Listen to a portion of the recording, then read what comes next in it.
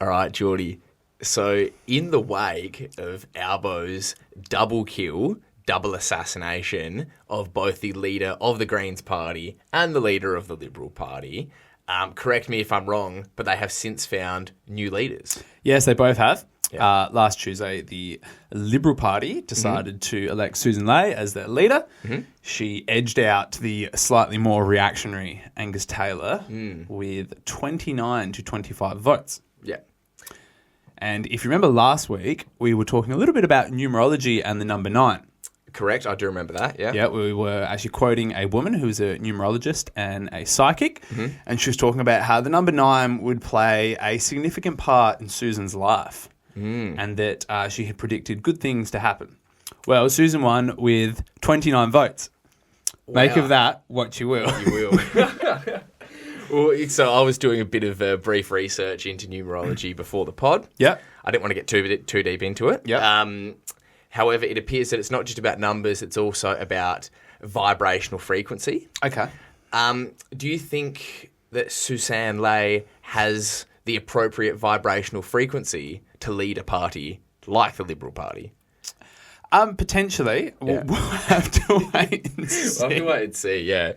I'll wait till the spring equinox, for example. And we'll see how the tarot cards read. Well, what I will say about vibrations is that the Liberal Party seems to be quite divided. So I think there is 2 frequencies on either side of the party at the moment. As in, are you referring to, obviously, the more rabid reactionary right wing, and then the slightly less rabid, still pretty reactionary Liberal wing of the party? Maybe chugging along at a slightly lower frequency. Yes, of course. So we've got the pro-genocide female leader of the Liberal Party, and then the pro-genocide male leader, potential leader of at the slightly Liberal different frequencies. Of course. Yeah.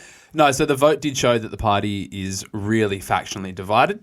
Obviously, you have Angus Taylor and the more reactionary element on one side, and then Susan Ley on the other side, I guess trying to reshape the Liberal Party with a more modern, progressive element. Yeah, quote-unquote progressive. I like that. Yeah. It's funny, I'm sure we'll get into it afterwards as well. I've seen some of the commentary, especially on like Sky News, for example, is very anti Susan Ley. Yeah, well, we'll get into that. Which I have found incredible, to be completely honest. Yeah.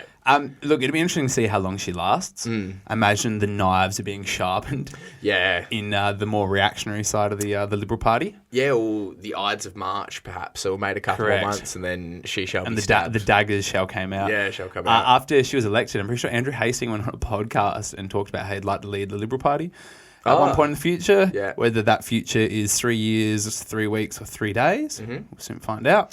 Geordie, the number 3. 3 times 3 equals 9. 9's a strong number. All right. But also the Greens have elected a new leader as well. The Greens have elected a new leader. We'll get on to that in a minute. Yes, I've got a little bit to talk about Susan. Ahead of you there. You are getting very ahead of me. That's okay. So remember last week, obviously, I talked a little bit about how Susan was embroiled in the expenditures scandal in the Turnbull government. Let's refresh everyone's memory. Susan enjoys dipping into the public purse. Yeah. $70,000 on a 7-day trip to the United States. I think it was well over $50,000 on trips to the Gold Coast, 20-odd trips to the Gold Coast. And then I was I thought I would give myself the pleasure of watching some Sky News the other day. Yeah, self-flagellation. Self-flagellation, yep. And apparently Shari Markson over at Sky News has done a segment on Susan's expenditure crisis, which we had previously spoken about, but she came at it from a very different angle. So she went on to say that Susan hadn't declared accommodation, meals and transport provided by the Palestinian Authority during a 2011 trip to the West Bank in Palestine. And I genuinely thought that was incredible. That is incredible. Because, of course, there had to be a kind of pro-Israeli sentiment into this.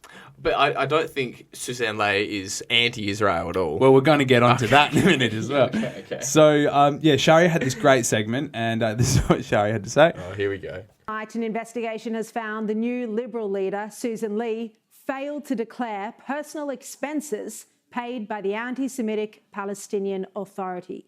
Her office launched an internal investigation after I discovered in January that Susan Lee had failed to declare accommodation, meals and transport paid by the Palestinian Authority on a trip to the West Bank in 2011. Other Labor politicians who went on that trip did declare gifted meals, transport and accommodation from the Palestinian Authority, but Susan Lee didn't. At the time, she was a strong critic of Israel. She demanded Palestinian statehood, accused Israel of occupation, and even sponsored a Palestinian child. But it's her failure to declare expenses that's in breach of parliamentary guidelines. When I reported this in January, her office told me they'd launched an internal investigation. And today, just one day after she became leader, her spokesman said an administrative oversight occurred whereby Ms. Lee's disclosures were not updated to reflect the fact that some accommodation, some meals, and ground transport were provided by the Palestinian National Authority. In January 2025, Ms. Lee formally made that declaration to the Deputy Clerk of the Parliament, and the Deputy Clerk confirmed the matter was resolved. This is highly embarrassing, having to make a declaration to the Deputy Clerk in 2025 for expenses paid by the Palestinian Authority 14 years after her trip, and only declaring this after our revelations. Treasurer Jim Chalmers this week described the Liberal leadership contest as a battle of the duds, and it's hard to disagree with him. Okay, that's honestly enough Sherry Markson for me. They really are scraping the bottom of the barrel there. Yeah. Because as she just said, it's 14 years ago. Yeah. And just for our audience who isn't aware, the Palestinian Authority essentially is a subcontractor of the Israeli occupation. Yeah. So they're the Palestinians that the Israeli occupation forces like to work with. Yep. So they actually, especially in the West Bank, PA members and like security forces are the ones that oppress the Palestinians in the West Bank themselves. Yeah. So she wasn't meeting with Hamas. No, or that's anything right. like that. Yeah. I do like that she kind of tried to use it as a pejorative, that she sponsored a Palestinian child. And that she referred to Israel as being an occupation for us. It's like, you're not allowed to sponsor children. they're not even children. Yeah. And look, I'd be willing to put money on the fact that if this wasn't a trip sponsored by the Palestinian Authority, if this had been a Israeli paid trip, Sherry Markson would have nothing to say about this. No, exactly, yeah. Yeah, so look, she obviously went over there, and what I found really fascinating was that she was a vocal supporter of the Palestinian people, even at one point advocating for a two-state solution. Radical. And Susan actually was the co-chair for the Parliamentary Friends of Palestine group. There you go. That's I did not know that, and I'm I guess pleasantly surprised, I guess. And she was even quoted saying that the Palestinians are besieged, contained, and on the brink of starvation. Palestinians have been airbrushed out of existence, and she urged the international community to, quote, think not of the Palestinian leadership, but of its people.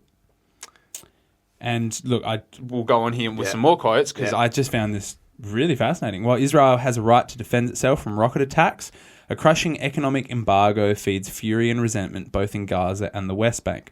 Israel has many friends in this country, referring to Australia, and this parliament.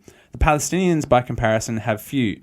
Theirs is not a popular cause, but it is one I support, in part out of knowledge that the victors of World War II, including Australia, wrote a homeland cheque to cover the sins of the Holocaust and centuries of anti-Semitism in Europe, but it was the Palestinians who had to cash it in. Wow. That is quite hard-hitting, actually. In fact, that's arguably some of the most sympathetic to the Palestinian cause, like statements that I've heard in the Australian political landscape from either of the two major parties. Wow. Do you think that'll be reflected in their policies going forwards? Well, no, James, because as I found out doing a bit of research. However, recently she's completely reversed her views and positions in line with the staunch pro-Israeli position of the Liberal Party. Who would have thought? Yeah. So, quote, the hideous events of October 7th in Gaza have changed my thinking on the entire subject. Having said that, I remain a steadfast friend of the Palestinian people. And so where her position changed, I believe, came from the fact that in 2022, she went on a trip to Israel. Did she declare her expenses? I assume so. Yes. You would imagine. You would imagine. Who knows? However, fascinating was that the trip was organised by AJAC, the Australian Israel and Jewish Affairs Council, which is one of the leading Zionist lobbies here in Australia. Yes, correct. The lobby group has sponsored dozens of trips for Australian politicians, and notably Bob Carr, the former New South Wales Premier and Foreign Minister, said that he'd criticised the lobby and had criticised the lobby's pressure to disregard Israel's human rights abuses and its potential capacity to lobby inside Canberra. So this is not just two podcasters talking about the potential capabilities of the Zionist lobby. This is Bob Carr, a former New South Wales Premier, a man that has spent a lot of time inside state politics and federal politics, Inside the system. Seen how the system works, and he has said that they are a massive lobby. Who would have guessed? Who would have guessed? We've done Shocking. Shocking. We have done a little bit of work on some of these people in the past, but it's always nice to recognise a familiar name when they pop up every now and then. Yeah, that's right. Yeah. So this lobby group, AJAC, is one of, I assume, a number of lobbies, but they pay for journalists and politicians to go over to Israel and see a very specific curated image of what's going on in that country. Exactly, yeah. And I imagine that would have changed Susan's views substantially. Substantially, yeah. Well, again, it's interesting. You, I guess to compete in Australian politics, you have to be pro-genocide. Yeah, that's right. Especially as we have seen. Yeah, that's right. Also, look, well... But she does have a... Sorry, just to cut you off as well. One thing I will say about Suzanne Lee... Yes. Pardon me, sorry. Is that she does have actually a pretty interesting background. She does, yeah, She yeah, does. correct. So yeah. she was the daughter of a British MI or intelligence officer who was born in Kenya. So correct. The British intelligence never did anything dodgy in Kenya. Yeah. And then obviously she was a pilot beforehand as well. Yeah. So she does actually have like a bit of lived experience, which does sound... She's lived on a farm, works as a farmer, raised a family there. And to me, all credit to her, that actually makes her quite a bit more appealing than just being your standard like lawyer, property developer, all the other kind of the same kind of cesspool that the rest of the leadership class emerges from. And I understand if you want to find some qualities in her, the fact that she is the first female leader and that she, as you mentioned, was a pilot and has lived out in the rural land, except those qualities begin there and finish there. Of course, yeah. I also think it's important to remember while we're talking about having female leaders, obviously in Australia we had Julia Gillard briefly as our Prime Minister, but it's important to point out that Pakistan had a female Prime Minister before the Liberal Party had a female leader. I just wanted to chuck that out there for everyone. Yeah. And during her time as deputy leader in Dutton's administration, there was a video that went around, and I believe this was, I want to say Anzac Day last year, potentially. It was a video of her getting up in a hole and talking about Australian history. Have you seen this? No. So I got the video here. I can't wait. We'll have to play it. Listen to this. Those ships did not arrive, as some would have you believe, as invaders. They did not come to destroy or to pillage. In what could be compared to Elon Musk's SpaceX's efforts to build a new colony on Mars, men in boats arrived on the edge of the known world to embark on that new experiment. A new experiment and a new society. And just like astronauts arriving on Mars, those first settlers will be confronted with a different and strange world, full of danger, adventure, and... capturing that kind of British imperial mindset her father would no doubt be proud of.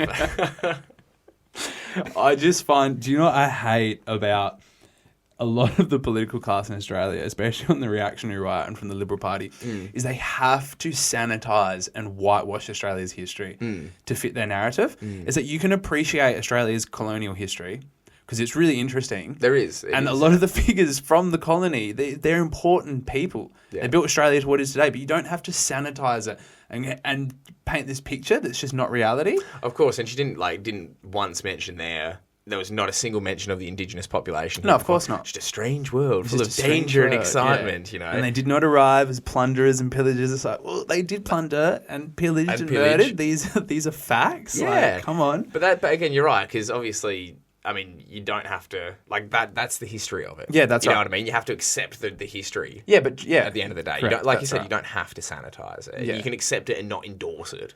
And what's with the Liberal Party just having to relate everything back to like Elon Musk and MAGA? They love It's Elon so Musk. pathetic. Yeah, they really do. I think maybe there's kind of an ideological confluence, him being kind of a white settler South African who also loves colonising and repopulating. Yeah.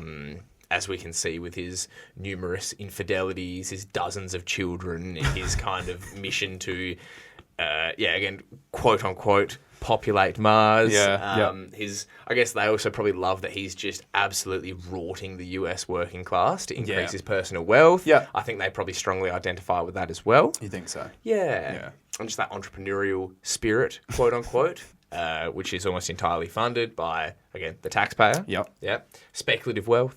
Yeah. Again. Yeah. Yeah. I don't know. That's just some of my ideas. Yeah. Look, finally, I'd just like to talk a little bit about her voting history as well, because I think it highlights or gives us an insight, should I say, into how she is going to govern. So, The 9th day of every month shall be a public holiday. so Susan has voted consistently against workplace protections for women, voted generally against reproductive bodily autonomy, voted consistently against for getting rid of Sunday and public holiday rates, consistently against the price of subsidised medicine, consistently against criminalising wage theft, and against increasing housing affordability. Look, I think that voting history shows that she is not a friend of women, working class Australia, or everyday Australians. I don't know what else It is you have nice to see say. it laid out. Like, yeah, she voted against criminalising wage theft. And protecting women in the workplace. Yeah, exactly. She's like, you know what? Women need to be more oppressed in the workplace. Yeah. And while obviously the shock jocks over at Sky News and the reactionary media don't think she's conservative enough, that voting history, let's not attach a label to it. It's just flat out garbage. It's not very nice. It's generally not very supportive. No, it's shocking. It's absolutely terrible. Aussies. But again, according to Sky News, she's Malcolm Turnbull in a dress.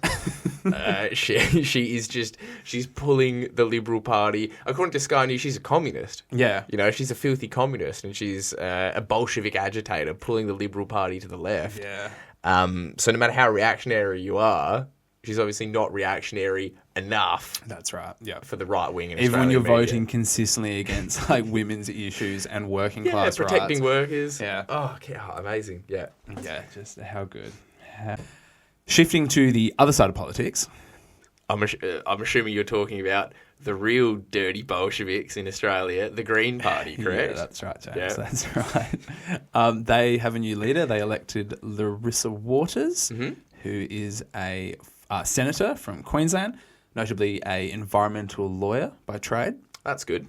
She was the Senate leader at one point, and she's been described as being more pragmatic, implying that she'll likely seek to work alongside Labor and not be as obstructionist as the last Greens party was kind of perceived. They were kind of perceived as being, definitely, and I think that was kind of maybe Adam Bandt's kind of Matt factional Chandler. strain of the Greens party coming through. So I guess they're kind of taking a different outlook on leadership and policy and strategy going into the future, as the Liberal Party is as well. Yeah, I think with her experience in the Senate, though, I think she's going to try and obviously use that to the Greens' favour, probably try and extract concessions where they can inside the Senate, and then obviously, hopefully, try and work alongside Labor to produce some outcomes and some legislation, some good reforms that everyone in Australia is in need of. So Larissa had this to say during the acceptance speech. Got a lot of work to do because people are really hurting and the planet is hurting, and we need a parliament that actually delivers for people and has the courage and the boldness and the heart to deliver some help to people. So I'm calling today for a progressive parliament and a politics with heart. Now, we're the Greens, so of course we stand firm always on social justice and human rights, whether that's First Nations justice, whether that's a free Palestine, whether that's peace and human rights globally. We will always be there calling out atrocities, calling out a genocide and standing strongly on social justice and human rights. Well said. Yeah. Yeah.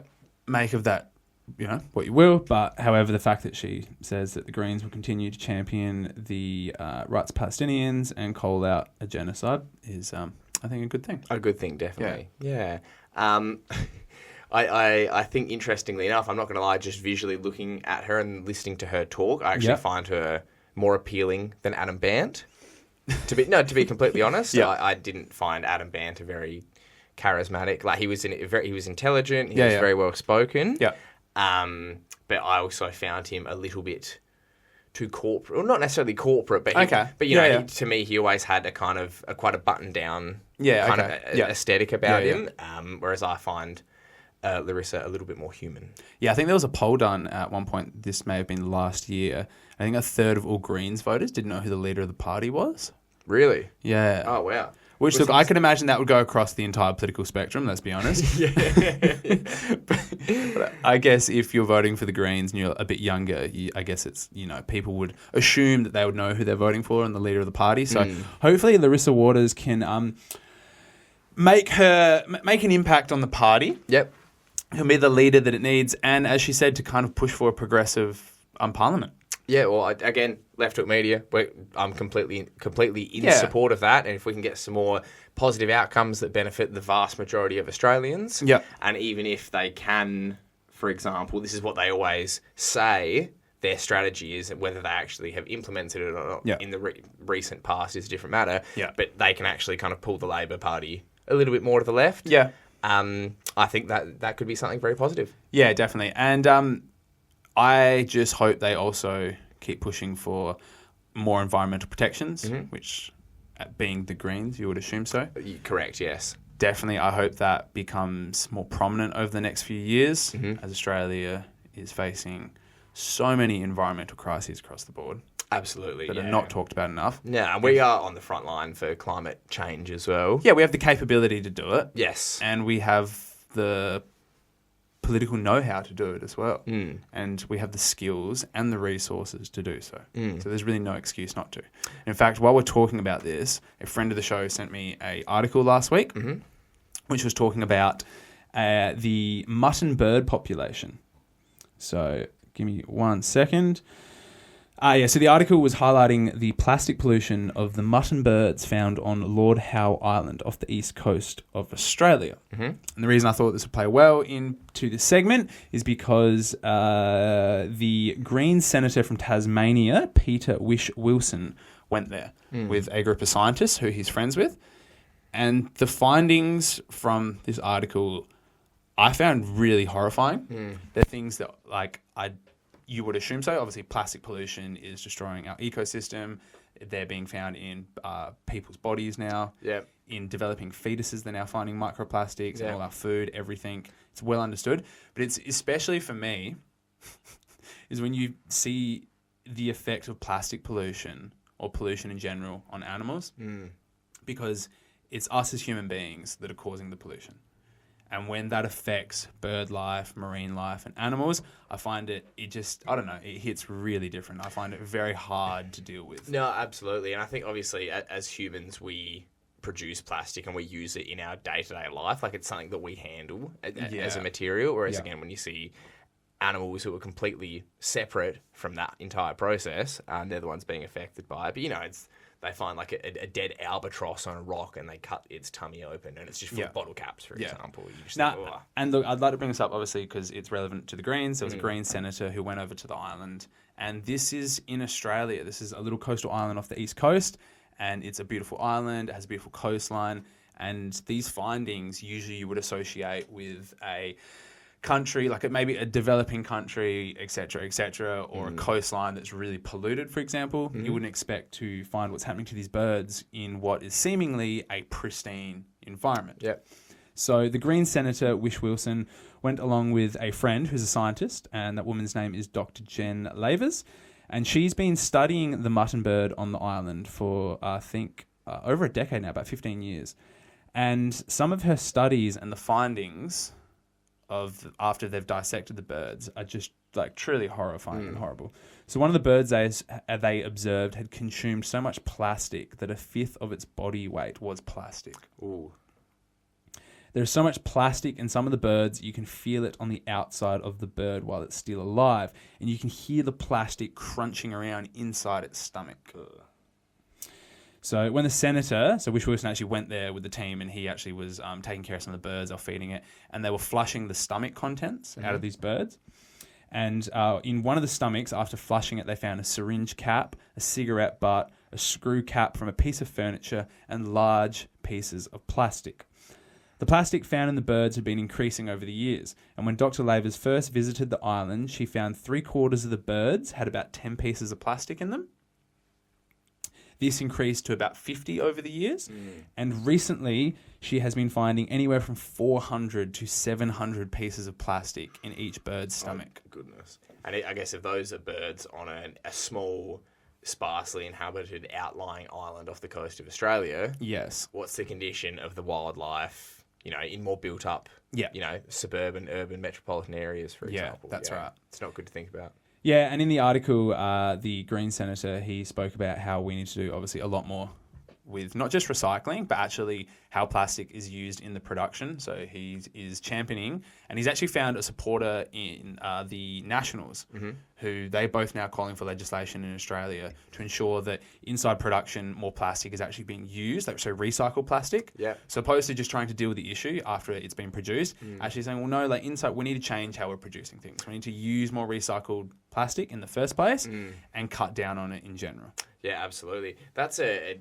interesting alliance. Some strange bedfellows, isn't it? Yeah, the Nationals and the Greens working together. We'd hope that the Nationals, which are meant to represent rural Australia, the hard-working bushworkers, you would hope that they would actually be caring about the environment here in Australia, be happy to work alongside the Greens. Because I think this issue, like plastic pollution, it doesn't have like a political colour or stripe. Like this affects everyone. Yeah. Doesn't matter what type of politics you support. This is the issue that everyone should be behind. What do they say? It's like your average human consumes like a credit card a year or something like that, equivalent of plastic, or it's like a credit card a month. It's like there's a shocking amount. Yeah. So it's only going to get worse. It is. I think, for the time being. But it's important that there are people actually out there who are looking to address this systematically. That's right. And not just as an end thing. Well, I like to recycle and feel good about myself. And then you're not actually really solving the issue. I will try and end the segment, though, on a more positive note. Good. Is that the former Environment Minister, Tanya Plibersek, led a Labor-led inquiry into waste established by the recent in the recent government, and she recommended considering a 30% recycled content target with incentives or mandates on local plastic manufacturers to reach. And she actually flew over to the UN and warned the UN Assembly last year that plastic production was set to triple by 2060, and experts predicted plastic in oceans could outweigh fish by 2050. Ooh, that's a bit gross. Yeah. That's a bit gross to think about. So there seems to be a couple of things moving on this front. Obviously, the Greens are conscious about this. Tanya Plibersek was during her stint as Environment Minister. Labor seem to know this is a problem. Hopefully, we see some actually concrete legislation. Yep, that would be nice. So I'll try and follow this and I wonder keep if an update on it. afterwards you're going to see Susan Lee's voting record voted consistently against increasing plastic recycling measures. Yeah. That would be amusing and unsurprising. Yeah. If she does... If Susan Lee votes against any sort of environmental legislation, especially targeting plastic solution, I will confirm that here at Left Hook Media, we will send her a plastic number 9 to her office. Yeah, I think that would be a very good idea. Yeah. Maybe a keffiyeh as well. And a plastic keffiyeh as well. In the Palestinian colours, for sure. All right, James, well, that's all I've got for this week. No worries, mate. Well, that's, cheers to that. We will be obviously covering all the things that these people get up to, you know, all the exploits and all the funny little things as they lead their parties forward. Yeah. Should be Or exciting. backwards. Or backwards. And yeah, look, like, comment, subscribe. We'll see you next time, guys. Thanks, everyone. See you Ciao, later. ciao.